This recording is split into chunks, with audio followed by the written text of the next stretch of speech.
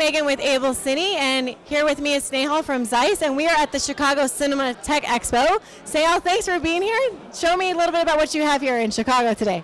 Well, thanks for having me, first of all. It's really nice to be back here. You know, I'm from Chicago, so it's like... Right, absolutely. Nice to visit home, you know? And this is the first time we've done an event this large, so thanks for being here. Oh, absolutely. You know, we have a lot more space, and it's been quite busy, and the questions have been really interesting, so it's good. We've been talking a lot about the CP3s because everyone wants to know about the newest lenses. So here I have on a director's finder a 50mm CP3, and then we also have another version with metadata as well. Right. So that's been the question is like, first of all, what is different about the CP3s, and then from the CP2s, and then what is the metadata? So the CP3s are new housing, and they're smaller, lighter, you know, 95 front diameter. Yeah, I was surprised by how short they are too. They're really nice, you know, in your hand and everything. Yeah, and then this is a 50, but from 15mm all the way to 85, they're all the same shape and size. Right.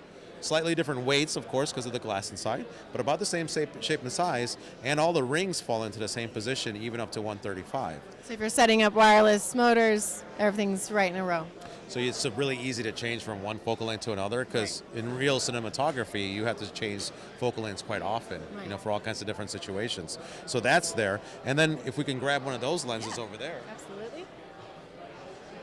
You can see that there's a XD version that has a connector over here and connection to a camera over here.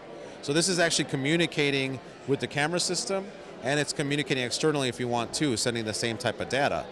And this is the data that we're sending over this is, first of all, the normal stuff that a Cook/I technology lens would send, because this is /I technology. So it would send you, like, you know, the focal length of the lens, serial number, and the name of the type of lens it is, but also the focus and iris position at each moment per frame, you know, by time code. Yeah. And we send you shading and distortion data.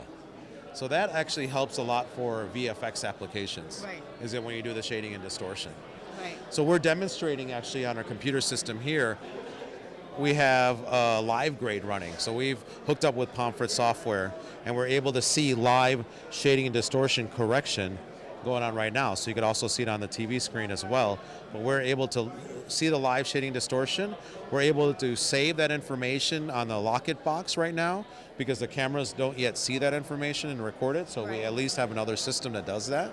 And then in post, I can go to Resolve and go ahead and apply the shading and distortion characteristic corrections like this, and I can fix my image, send it to VFX, and then reapply the shading distortion characteristics at the end. So this gives a solution to a lot of different budgets as well, right?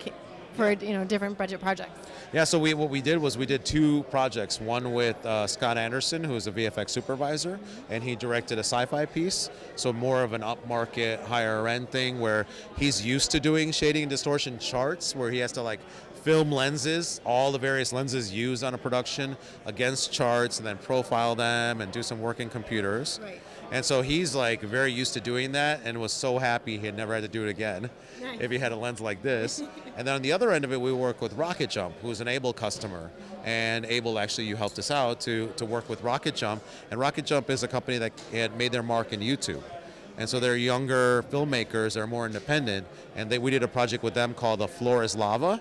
The Floor is Lava has some 30 million plus views online now in this last 2 weeks. Yeah, it's beautiful, I just saw it. Yeah, thank you. And we lent them the CP3 lenses. We did the whole workflow with them, shading and distortion characteristics. It helped them bring their quality, their effects to another level, and without any extra cost. Right. So that was the key, is that can we now take someone that isn't using this kind of technology and help them use it, and what do the high-end professionals think? And they both had glowing reviews, so it's great. Yeah, that's amazing. All right, let's check out some of your zooms. I know you have a zoom over here, a compact zoom 15-30. That's correct. So, you know, just like on the compact primes, which are full format coverage, meaning that they cover larger sensor sizes. So the zooms actually are quite unique because they're natively full format. And there's the 3 focal lengths in the CZ2s, and that's 15-30, 28 to 80, and 70 to 200. Nice pairing there all the way through the range. Exactly, and they're really high quality. They match in tonal quality and look to ultra prime lenses. They're a T29 all the way through, from 15 millimeter all the way to 200. So they're consistent. They're called cinema zooms for a reason, because you could use them in a cinematic application where you don't want to do lighting changes or ISO changes. You want everything to be consistent. This is the lens for you. And also now it has the large sensor coverage. Right. The price point is also good. You're talking about a price point of between 20 and 24,000 retail. Yeah, that's nice. And these are all those three are available now, right? Yeah, and people in the Chicago market and all over the Americas are using them all the time. We sold 10 of them to Telemundo for a television show recently. And in fact, they're quite successful in Chicago. There's a lot of shooters that have been shooting with the compact zooms. Lovely. All right, let's check out your last zoom over here. I know you've got the lightweight zoom, the 21-100. You can follow us over here.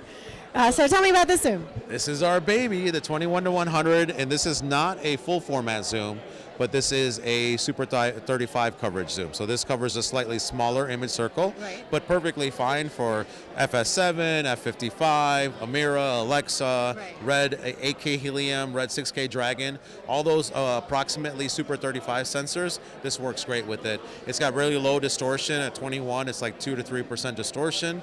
Long range, 5x zoom. I was just going to say, that's a really nice range for the size of this zoom. And you know, it's light. It's only right, 4 pounds. Right. So the nice thing is that you can carry it around and do handheld or Steadicam really nicely. Right. So people are really turning towards it because, you know, on TV shows that shoot here at CineSpace, 90% of the time they're on zooms. Right. You know, they're hardly ever on primes, and so they need a good quality zoom that matches with prime lenses. And we're happy to say that this, just like the CZ2s, matches with compact primes and ultra prime lenses. Right. So you can mix match based on the project. Absolutely, and they have a nice neutral look, just like any of other lenses. So they don't add color or anything, a look to the lens. They have their own unique Zeiss look, but it doesn't change the color any of your image, which means it's easy to match to anything else. Right. Yeah. Thanks. Very important. Yeah. Well, thank you, Snehal. Thanks for joining us. Thanks, everyone, for watching. And if you want to check out all this gear, come to an AbelCine showroom. Thank you. Thank you.